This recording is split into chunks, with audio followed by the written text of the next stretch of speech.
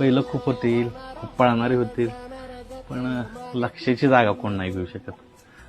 लक्ष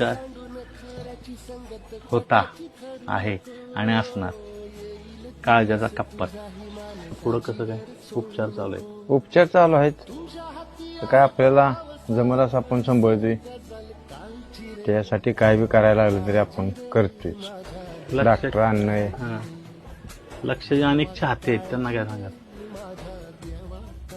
त्याला आता त्यांनी आता काय सांगायचं, आता तब्येतीच्या आणि वयाच्या पुढे कोणाच काय चालत नाही.